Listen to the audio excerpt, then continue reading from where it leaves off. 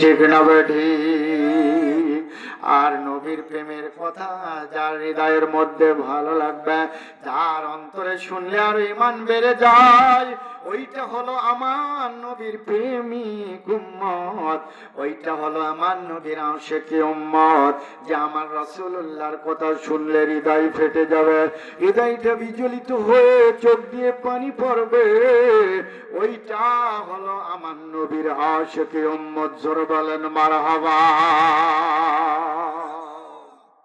এই জামানার মুসলমানেরা, আমার যুবক ভাইয়েরা, মা বোনেরা, যারা তরিকা মালা গলায় পড়লো না, তারা দুনিয়াদারির দিক থেকে, কোরআন হাদিসের দিক থেকে তারা জাহিলিয়াতের মধ্যে, তারা গুমরাহির মধ্যে, তারা অন্ধকারের মধ্যে, তাদের কপালে হিদায়েত জোটে নাই। আওয়াজ করে বলেন আল্লাহু আকবার। যারা তরিকতের মালায় হলো আমার নবী পাওয়ার রাস্তা, জান্নাত পাওয়ার রাস্তা হলো তরিকতের রাস্তা। আমার ভাইরা, যার হৃদয়ের মধ্যে তরিকা নাই, উমরে ফারুক রাদিয়াল্লাহু তাআলা আনহু বললেন, যারা তরিকতের মালা গলায় না পড়ে বায়াত বিহীন মারা গেল, তার মৃত্যুটা জাহিলিয়াতের মৃত্যু। জোরে বলেন মারহাবা। তার মৃত্যুটা জাহিলিয়াতের মৃত্যু। আর যে তরিকতের মালা গলায় পড়বে, যার মৃত্যু বলে কোনো ভয় নাই, চিন্তাও নাই, জোরে বলেন ঠিক না বেঠিক? যার জীবনটা রাসূলুল্লাহর পথে পরিচালনা করেছে, তার কোনো ভয় আছে? জোরে বলেন ভয় আছে? যে রাসূলুল্লাহর তরিকতের সাথে, আদর্শের সাথে দুশমনি করবে, মুনাফিকি করবে, তার জীবনটা দঙ্কা সংকীর্ণ করে দেবে। আমার আল্লাহ রাব্বুল আলামিন বলেন ঠিক না বেঠিক?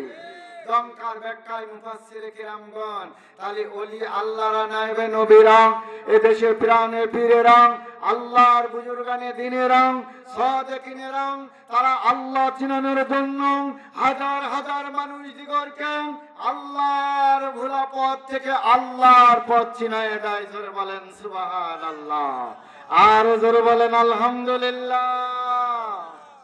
বায়াত আরবি শব্দ বায়ুন ধাতু থেকে নির্গত, যার আবিধানিক পারিভাষিক অর্থ হলো শপথ করা, সিলেন্ডার করা, আত্মসমর্পণ করা, অঙ্গীকারে বদ্ধ হওয়া, নিজের সিদ্ধান্ত বাদ দিয়ে আল্লাহ আল্লাহ রাসূলুল্লাহর সিদ্ধান্ত মেনে নেওয়ার নাম হলো বায়াত। জোরে বলেন আলহামদুলিল্লাহ।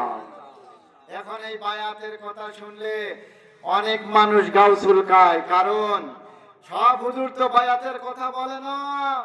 তারা বলে যে মন চাহিয়ে জিন্দেগি পরিচালনা করো, দুনিয়াটা মস্ত বড়, খাও দাও ফুর্তি করো, জিকির আজগার নাই, মুরাকাবা মুশাহাদা নাই, আল্লাহ আল্লাহ রাসূলের প্রেম নাই, ভালোবাসা নাই, এভাবে তোমাদের জীবন কাটিয়ে দেওয়ার আল্লাহর ওলির কাছে বায়াত হলে সকাল সন্ধ্যায় জিকির করা লাগে, দরুদের আমল করা লাগে, দিনের জন্য খেদমত করা লাগে, ভালো কাজের জন্য জীবন মরণ দিয়ে পাশে থাকা লাগে। ধরে বলেন ঠিক না বেঠিক?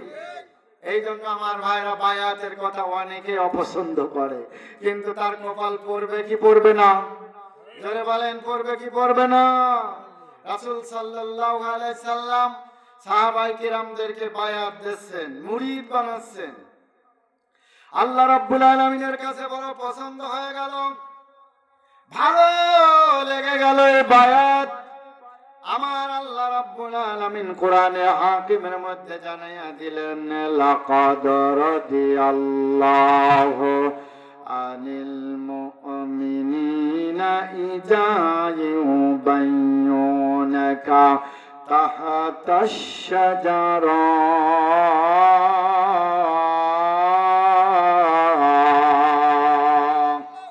আল্লাহ রাব্বুল আলামিন রাজি হয়ে গেলেন, খুশি হয়ে গেলেন ওই সমস্ত লোকদিগের উপরে যারা বায়াতের মালা গলায় পড়ল, যারা শপথ করল, ইয়া রাসূলুল্লাহ, ইয়া হাবিবাল্লাহ, আমরা আপনারে ভালোবাসি, নবীজি গো, আপনার সামনে আসলে আপনাদের ভালোবাসি, আপনার ভালোবাসি, কিন্তু আপনার সামনে যখন থাকবো না, ইয়া রাসূলুল্লাহ, আপনারে ভুলে যায়, আপনাকে যেন না ভুলি। আমরা ওয়াদা করতে চাই, আমরা শপথ করতে চাই, আমরা অঙ্গীকারে বদ্ধ হতে চাই, আমরা বায়াতের মালা গলায় পরব। ইয়া রাসূল আল্লাহ আমাদের বায়াত করে নিন। আমার আল্লাহ ওই গাছটার নিচেই বায়াত করলেন। আল্লাহ খুশি হয়ে রাজি হয়ে তাদেরকে সুসংবাদ জানাইয়া দিলেন। জোরে জোরে বলুন না আলহামদুলিল্লাহ। আওয়াজ করে বলুন আলহামদুলিল্লাহ। তাহলে বায়াত আমার আল্লাহ পছন্দ করেন। বায়াত যারা হবে, বায়াত যারা নেবে, এটা নবী ওয়ালা কাজ, এইটা আমার আল্লাহ পছন্দ করে।